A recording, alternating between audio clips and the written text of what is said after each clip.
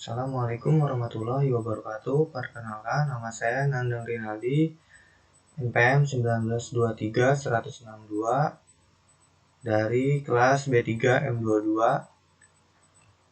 Kampus Dian Cipta Cendikia, Bandar Lampung, jurusan Manajemen Informatika dan Komputer. Dalam makalah proposal kali ini saya mengambil tema yaitu pengembangan sistem informasi absensi pegawai menggunakan sistem QR Code di LKP Zafira Insan Gemilang, Bandar Lampung. Di sini saya akan menjelaskan 3 bagian, yaitu pendahuluan, isinya yaitu latar belakang, identifikasi masalah, batasan masalah, rumusan masalah, tujuan masalah. Yang kedua ada landasan teori, isinya teori pendukung dan kerangka pikir. Yang ketiga adalah metode penelitian dan perancangan. Isinya adalah lokasi dan waktu penelitian, metode pengembangan, metode pengumpulan data, alat bantu pengembangan sistem, analisis kebutuhan sistem, dan perancangan. Yang pertama yang saya akan bahas yaitu pendahuluan.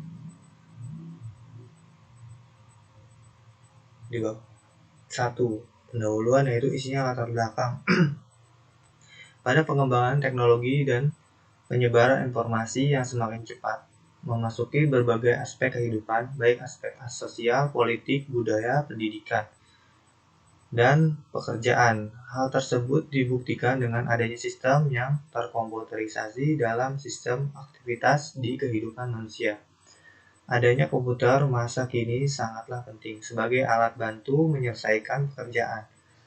Komputer dirasa mempunyai banyak keunggulan, alasannya karena komputer dapat diprogram sehingga dapat menyesuaikan dan sesuai yang diinginkan pemakainya, serta kemudahan program komputer yang terus dikembangkan telah turut serta mempengaruhi menggunakan komputer sebagai alat bantunya. Di era modern seperti sekarang ini, di mana hampir semua orang memiliki smartphone sendiri, tidak menutup kemungkinan bahwa smartphone tersebut dapat dimanfaatkan untuk sistem absensi. Salah satu fitur dari smartphone yang menarik adalah kamera. Ide yang muncul adalah memanfaatkan QR Code dan kamera pada smartphone Android untuk menjadi sistem absensi.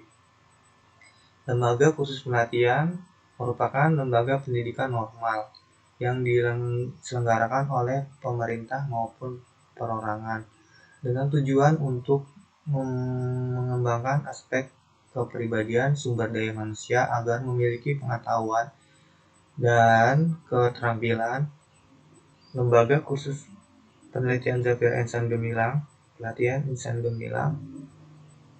merupakan lembaga yang bergerak di bidang pelatihan dan khusus yang beralamat di Kecamatan Tanjung Seneng, Bandar Lampung. Adapun sistem informasi yang telah digunakan pada instalasi tersebut adalah sistem pengarsipan dokumen, sistem keuangan, dan pengolahan aset dan absensi pegawai. Pengambilan data kehadiran pegawai di LKP Zafira Insan Gemilang, Bandar Lampung dilakukan secara manual dengan tanda tangan pada buku absen. Rekapitulasi kehadiran juga dilakukan secara manual, yakni dengan mencatat dan menghitung jumlah pegawai yang hadir. Sakit atau tanpa keterangan, proses rekapitulasi tersebut membutuhkan ketelitian yang tinggi untuk menghindari kekeliruan dalam penghitungan jumlah kehadiran. Selain itu, kelemahan dari absensi manual tersebut dapat terjadi data yang hilang, susah untuk direkapitulasi ulang, dan kecurangan yang mungkin dilakukan. Maka dalam tugas ini penelitian saya akan mengembangkan sistem informasi absensi menggunakan QR Code di LKP Zafira Insan Gemilang, Bandar Lampung. Dengan adanya kemajuan teknologi yang semakin pesat sekarang ini bisa membantu memudahkan absensi pegawai di LKP Zafira Insan Gemilang dengan mengembangkan suatu sistem absensi pegawai yang terkomputerisasi, yaitu dengan menggunakan QR code. Selanjutnya ada identifikasi masalah. Masalah pertama, masalah sering terjadi kekeliruan dalam proses penghitungan jumlah kehadiran. Yang kedua, ada data yang hilang atau terbakar susah untuk direkapitulasi ulang. Yang ketiga, ada masih sering terjadinya kecurangan dalam rekapitulasi saat absensi. Selanjutnya ada batasan masalah. Yang pertama, sistem informasi yang dibuat membahas mengenai pengolahan data absensi pegawai. Yang kedua, untuk pembuatan sistem informasi absensi QR code menggunakan framework Codeigniter, Sublime, toolsnya PHP MyAdmin. Yang ketiga, menghasilkan laporan absensi yang lebih akurat dan efisien. Selanjutnya ada rumusan masalah. Bagaimana mengatasi kekeliruan dalam proses penghitungan jumlah kehadiran. Yang kedua, bagaimana mengatasi data yang hilang atau terbakar untuk rekapitulasi ulang. Yang ketiga, bagaimana mengatasi terjadinya kecurangan dalam rekapitulasi absensi. Selanjutnya ada tujuan penelitian. Tujuan penelitian untuk memudahkan pegawai di LKP Zafira Insan Gemilang saat melakukan absensi. Yang kedua ada landasan teori, isinya ada teori pendukung. Yang pertama ada sistem. Menurut Jojo di Harjo, pengertian sistem adalah gabungan objek yang memiliki hubungan secara fungsi dan hubungan antar setiap ciri objek secara keseluruhan menjadi suatu kesatuan yang berfungsi. Menurut yang kedua ada informasi. Menurut Raymond McLeod, pengertian informasi adalah data yang diolah menjadi bentuk yang mempunyai arti bagi si penerima dan bermanfaat dalam pengambilan keputusan saat ini atau masa mendatang. Selanjutnya ada QR code. Pengertian umum QR code adalah suatu kode metrik dua dimensi yang di dalamnya mampu menyimpan informasi hingga ribuan karakter alfanumerik. Berbeda dengan QR code, barcode adalah metrik satu dimensi yang hanya mampu menyimpan 20 angka saja. Itulah perbedaan dasar QR code dan barcode. Selanjutnya ada absensi. Absensi adalah suatu bentuk pendataan presensi atau kehadiran seseorang atau pegawai yang merupakan bagian pelaporan dari suatu institusi yang berisi data-data status kehadiran yang disusun dan diatur secara rapi dan mudah untuk dicari dan digunakan apabila sewaktu-waktu diperlukan oleh pihak yang berkepentingan.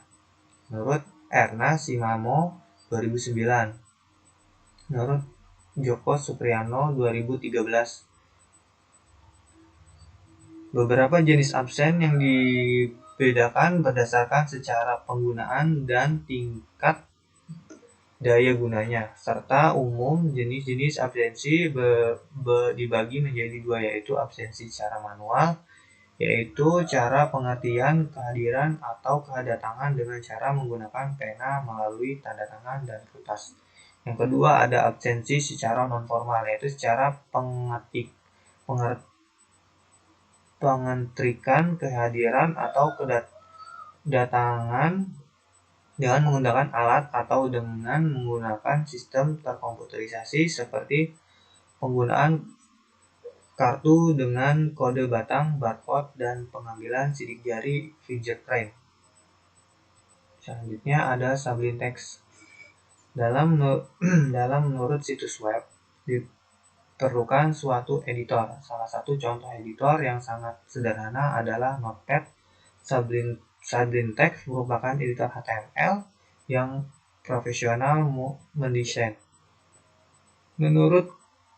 menulis kode program, dan mengembangkan website, halaman website, dan aplikasi web. Dalam pengerjaan Dreamweaver memberikan 3 pilihan, yaitu bekerja dengan menulis kode program, menu kode, dengan mengeditan secara visual, mode desain, dan dengan tampilan keduanya split mode.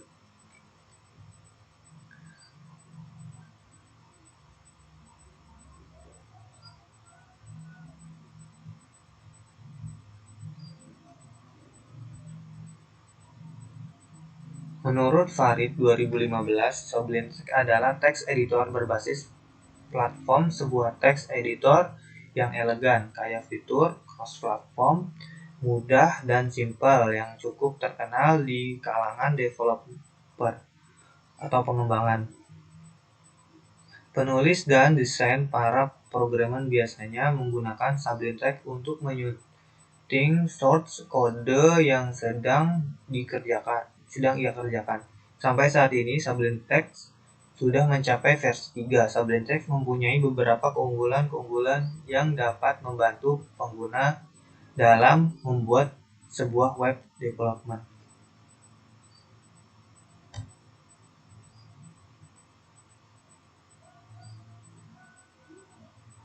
Berdasarkan definisi di atas, dapat disimpulkan Sublime Text adalah suatu aplikasi yang digunakan untuk membangun sebuah web. Selanjutnya ada CodeIgniter. CodeIgniter merupakan aplikasi sumber terbuka yang berupa kerangka kerja PHP dengan model MVC untuk membangun situs web dinamis dengan menggunakan PHP. CodeIgniter memudahkan pengembang web untuk membuat aplikasi web dengan cepat dan mudah dibandingkan dengan membuat dari awal. Menurut Budi Harjo 2015, CodeIgniter adalah framework web untuk bahasa pemrograman PHP yang dibuat oleh Rich Ellis pada tahun 2006. Penemu dan pendiri Ellis Lab. Ellis Lab adalah suatu tim kerja yang berdiri pada tahun 2002 dan bergerak di bidang pembuatan software dan tools untuk para pengembang web. Selanjutnya adalah MySQL. MySQL adalah sebuah data management system, manajemen berbasis data, menggunakan perintah dasar SQL yang cukup terkenal. Database Management System DBMS MySQL. MySQL adalah DBMS yang open source dengan 2 bentuk lisensi, yaitu free software perangkat lunak bebas dan software perangkat yang berpemilik yang berpenggunanya terbatas. Jadi MySQL adalah database server yang garis dengan lisensi GNU General Public License atau GPL, sehingga dapat Anda pakai untuk keperluan pribadi atau komersial tanpa harus membayar lisensi yang ada.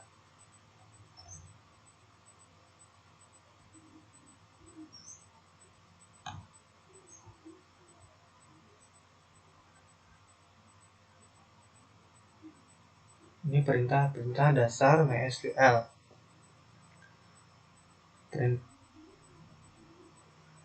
Adapun perintah yang terdapat pada MySQL adalah sebagai berikut. Tabel perintah yang terdapat pada MySQL. Yang pertama adalah sort database.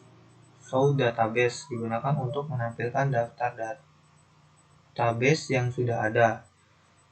Selanjutnya ada UC digunakan untuk masuk atau mengakses database yang sudah ada. Selanjutnya ada show tabel digunakan untuk melihat atau menampilkan tabel yang ada di dalam database aktif yang sudah dibuka atau sudah use. Selanjutnya ada describe digunakan untuk melihat struktur tabel. Selanjutnya ada quit digunakan untuk keluar MySQL server. Selanjutnya ada phpMyAdmin. phpMyAdmin adalah tools yang dapat digunakan dengan mudah untuk manajemen database MySQL secara visual dan server MySQL, sehingga kita tidak perlu lagi harus menulis query SQL setiap kali melakukan perintah. Operasi phpMyAdmin adalah salah satu operasi yang digunakan untuk memudahkan dalam melakukan pengolahan database. Selanjutnya ada SAMPP. Ke pendekatan dari X, Apache, MySQL, PHP, Perl. X adalah sistem operasi Windows, Linux, Unix, merupakan paket software yang terdiri dari server web.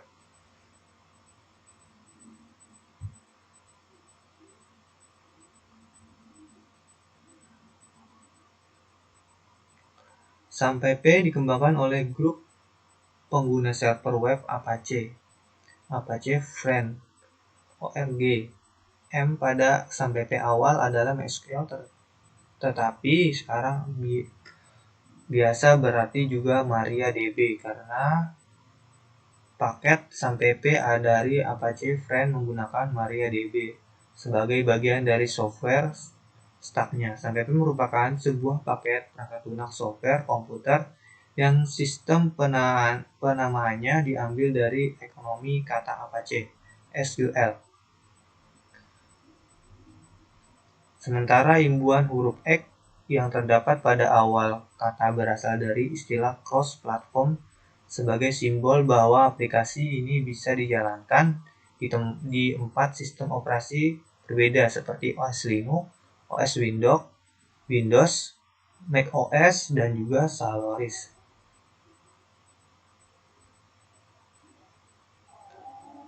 Dalam folder utama SAMPP terdapat beberapa folder penting yang perlu diketahui untuk lebih memahami setiap fungsinya, yaitu sebagai berikut.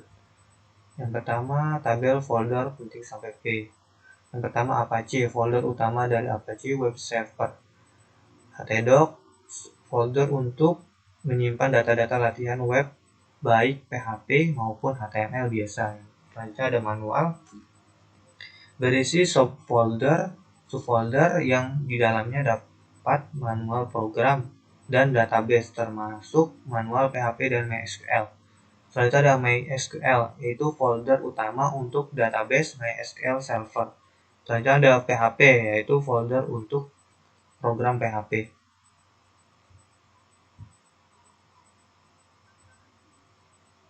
Selanjutnya ada kerangka pikir.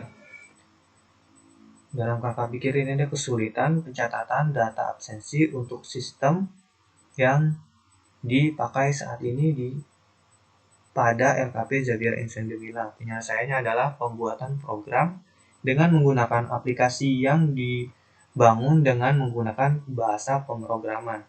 Hasilnya yaitu aplikasi ini mempermudah pencatatan absensi pada LKP Xavier Insan Gemilang. Selanjutnya di bab 3 yaitu metode penelitian dan perancangan. Yang pertama ada lokasi penelitian. Saya penelitian di Xavier Insan Gemilang, Bandar Lampung. Waktu penelitian dilaksanakan pada bulan Oktober sampai dengan Desember 2021.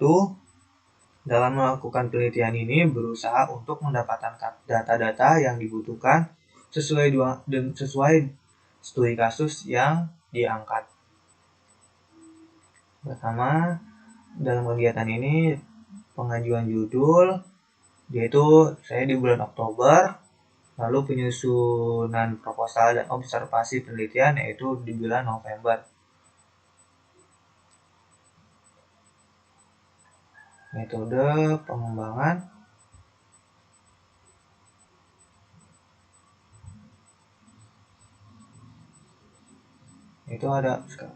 selanjutnya ada metode pengembangan, yaitu penelitian ini menggunakan metode pengembangan System Development Life Cycle dengan strategi waterfall dengan tahapan yaitu sistem initiation, sistem analysis, sistem desain, dan sistem implementasi.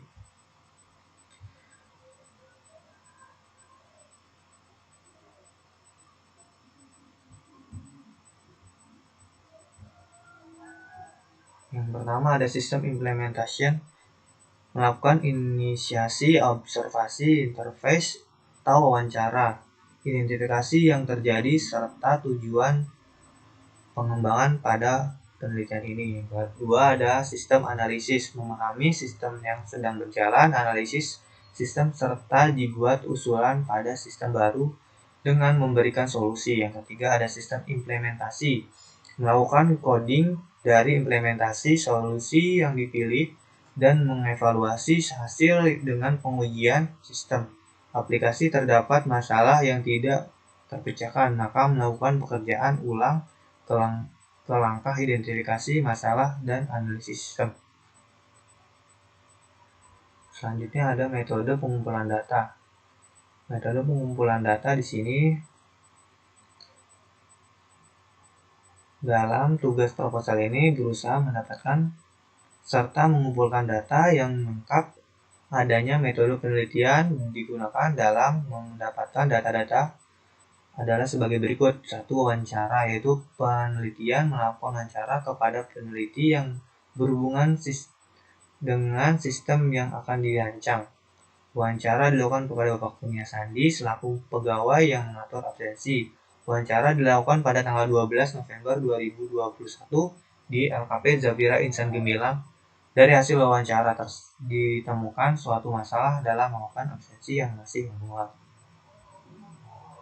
Selanjutnya ada observasi, yaitu dilakukan untuk mengetahui proses kerja sistem absensi yang berjalan dari visi misi dan visi misi dalam struktur organisasi. Bagian yang dikunjungi pada saat observasi di LKP Zafira Insan Gemilang, Bandar Lampung, saya mengunjungi bagian yang sesuai dengan studi kasus penelitian. Yang ketiga ada studi pustaka, yaitu metode pengumpulan data penelitian studi pustaka, yaitu teknik studi pustaka ini yang digunakan untuk memperoleh pendapat dengan mempelajari berbagai informasi baik dari buku, internet, dan sumber lainnya yang berhubungan dengan masalah yang diteliti.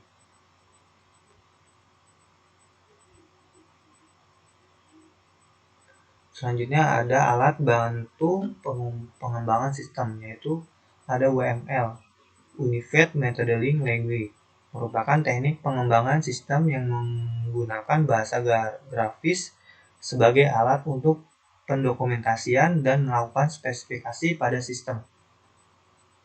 Mulyani 2016, dengan terdapatnya UML, metode buat fitur perangkat lunak yang biasa dijalankan ke fitur perangkat keras. UML sesuai dengan untuk bahasa pemrograman C++ dan C Pagar serta Java sebab memakai kelas serta operation.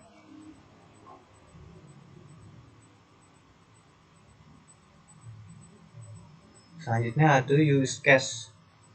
Diagram use case modeling merupakan tahapan yang termasuk ke dalam tahapan-tahapan awal dari kegiatan analisis perangkat lunak. Dalam use case skenario, yaitu skenario yang terjadi dalam interaksi atau pengguna.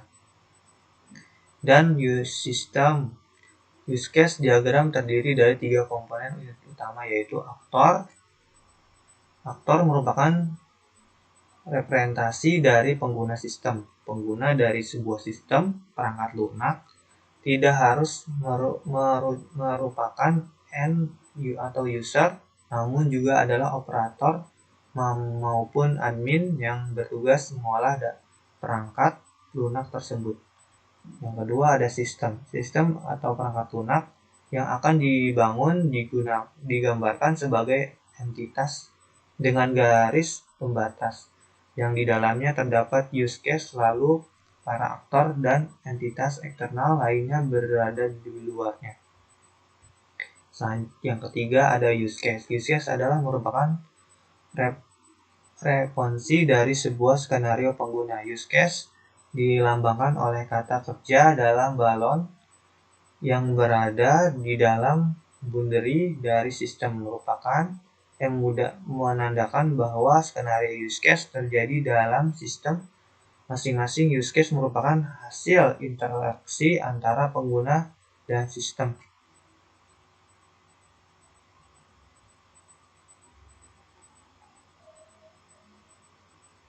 Selanjutnya ada tabel simbol use case. Yang pertama aktor yaitu penggunaan atau pemakaian sistem. Aktor selalu berada di luar boundaries. Yang kedua ada general action, garis yang menghubungkan use case dengan use case atau aktor dengan aktor. Selanjutnya ada include, yaitu garis yang menghubungkan use case atau atas dengan use case bawah. Yang selanjutnya ada extend, yaitu garis yang menghubungkan use case atas dengan use case bawah. Selanjutnya ada association, yaitu garis yang menghubungkan antar use case dengan aktor. Selanjutnya ada boundaries, yaitu tempat di mana use case dirancang atau batas use case dengan aktor. Selanjutnya ada use case, yaitu menggambarkan apa yang sedang dikerjakan dan selalu diawali dengan kata me atau kata kerja.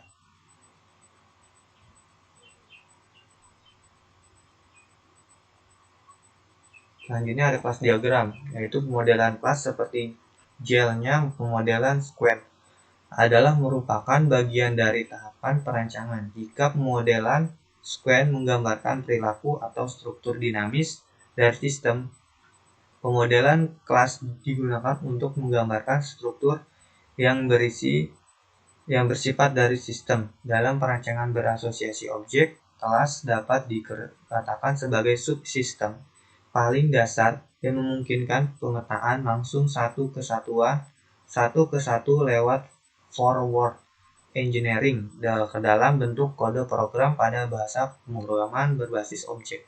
Yang pertama ada kelas. Dalam pemrograman berorientasi objek, kelas merupakan template atau cetak biru yang terdiri dari atribut dan metode yang digunakan untuk mendefinisikan satu atau sekumpulan objek. Pada UML, struktur kelas digambarkan lewat diagram kelas, daftar atribut, dan daftar metode. Selain itu, kelas juga dapat memiliki relasi atau hubungan antar satu dengan yang lain. Yang kedua ada relasi antar kelas. Untuk mendukung kelas rows dalam rekayasa perangkat lunak berasosiasi objek dikenal relasi atau hubungan antar kelas. Relasi antar kelas memungkinkan metode dan atribut dari satu kelas digunakan oleh satu kelas lainnya. Dari struktur relasi antara kelas dapat dibagi ke dalam dua jenis, yaitu variabel. Ini adalah tabel simbol kelas diagram. Yang pertama ada agrarus, yaitu relasi antar kelas, makna sebuah bagian. Yang kedua ada kelas, yaitu kelas pada struktur sistem. Yang ketiga ada interface, yaitu sama dengan konsep interface dalam pemrograman berorientasi objek. Yang keempat ada generalisasi, yaitu relasi antar kelas dengan makna generalisasi spesialisasi. Yang kelima ada dependence, yaitu relasi antar kelas dengan makna kebergantungan antar kelas.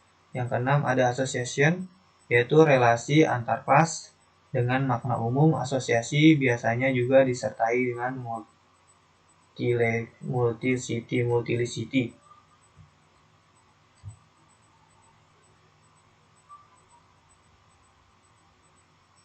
Selanjutnya ada analisis kebutuhan sistem. Analisis kebutuhan sistem data yang pertama. Tahapan awal yang dilakukan adalah pengumpulan data. Yang pertama melakukan interface dengan Bapak Kurnia Sandi, AMD selaku karyawan yang bersangkutan dengan tugas yang saya buat sekarang ini. Yang kedua, melakukan observasi langsung ke LKP Zafira Insan Gemilang untuk melakukan pengecekan absensi yang ada di LKP Zafira Insan Gemilang sehingga dapat dibuat metode pengembangan absensi yang berbasis QR code. Yang kedua ada kebutuhan fungsional. Isinya admin dan user. Dalam admin bisa melakukan login, hapus, dan tambah data pada aplikasi untuk berbasis QR code. Yang kedua ada user. User bisa melakukan login, absensi masuk, lembur, pulang, dan pengecekan absensi sudah masuk atau belum.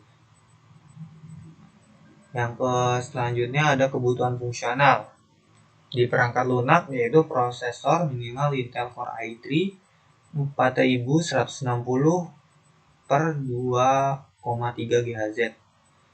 Yang kedua ada memori RAM minimal 4 GB, harddisknya minimal 500 GB, baterainya 3 sel 33 WHz.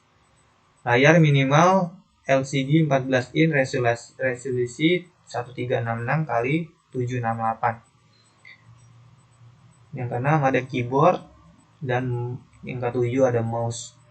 Lalu di perangkat keras yaitu Windows 10 sampai P 64 bit, Sublime 64 bit, MySQL, Mozilla atau Chrome, Mozilla dan Chrome. Lalu selanjutnya Android Studio. Yang selanjutnya yaitu rancangan input dan output. Yang pertama, rancangan input registrasi akun karyawan. Rancangan ini dibuat untuk pendaftaran akun yang baru agar bisa login ke dalam aplikasi. Yang perlu kita siapkan yaitu pertama, masukkan username baru, lalu masukkan password yang baru. Lalu habis itu kita klik daftar akun. Kalau sudah berhasil, baru bisa connect ke dalam aplikasi. Lalu yang selanjutnya yaitu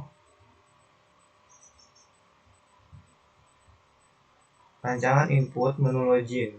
Apabila akun kita sudah terregistrasi atau sudah terdaftar ke dalam aplikasi, maka kita bisa masukkan langsung input menu login. Rancangan ini dibuat untuk login masuk ke dalam halaman utama apabila akun sudah terdaftar dalam absensi. Yang pertama, kita masukkan username yang sudah terdaftar, lalu password juga yang sudah terdaftar. Apabila sudah terdaftar, kita klik login. Selanjutnya, rancangan input menu halaman utama. Menu ini dibuat untuk melakukan scan QR code untuk masuk ke dalam absensi masuk, pulang, dan lembur atau overtime. Yang pertama kita harus lakukan yaitu kita klik scan QR code ini, lalu arahkan kamera ke kartu yang sudah ada kode barcode-nya. Apabila berhasil, nanti kita masuk ke halaman selanjutnya, yaitu masuk ke halaman absensi. Menu absensi untuk memudahkan karyawan melakukan absensi agar tidak terjadi kesalahan saat melakukan absensi masuk, pulang, dan lembur. Apabila sudah scan dan masuk halaman ini, apabila kita mau masuk atau masuk kerja, kita klik yang masuk. Apabila pulang atau keluar, kita klik keluar. Lalu apabila kita ada overtime atau lembur, kita klik yang lembur. Selanjutnya, kita rancangan output menu data karyawan yang sudah terregister. Nah, ini ada rancangan outputnya. Rancangan ini dibuat untuk mengetahui data-data karyawan yang sudah terdaftar di dalam aplikasi absensi. Ini data. Yang pertama data karyawan, terus daftar karyawan. Yang selanjutnya yaitu rancangan output menu riwayat absensi masuk dan pulang. karyawan. Menu ini dibuat untuk mengetahui absensi masuk dan pulang telah berhasil. Di sini ada riwayat absensinya, riwayat masuknya. Apabila absensi gagal, di sini tidak akan muncul riwayat absensi masuk dan pulang. Lalu selanjutnya ada rancangan output menu riwayat absensi karyawan. Absensi lembur karyawan. Rancangan output menu riwayat absensi lembur. Menu ini untuk mengetahui riwayat lembur yang kita dapatkan setiap karyawan melakukan overtime atau lembur. Di sini ada tercatat berapa jam lembur dan keterangan setiap bulannya. Selanjutnya ada penutup. Yang pertama ada kesimpulan. Laporan yang telah dibangun ini adalah merupakan rancangan sistem informasi absensi karyawan dengan berbasis QR Code di LKP Zafira Insan Gemilang, Bandar Lampung. Diharapkan dapat membantu mempermudah para karyawan atau pegawai dalam melakukan pengisian absensi serta untuk menghindari kecurangan. Adapun kesimpulan dari laporan proposal ini adalah sebagai berikut. Yang pertama, ada sistem pengambilan absensi karyawan berbasis QR Code dapat dikembangkan untuk mempermudah admin dari kantor dalam mengontrol absensi karyawan agar bisa menjadi lebih aktif, efektif, dan efisien. Yang kedua, ada sistem absensi karyawan berbasis QR Code bisa berguna bagi pihak admin dan karyawan supaya tidak ada lagi kecurangan yang terjadi dalam melakukan absensi.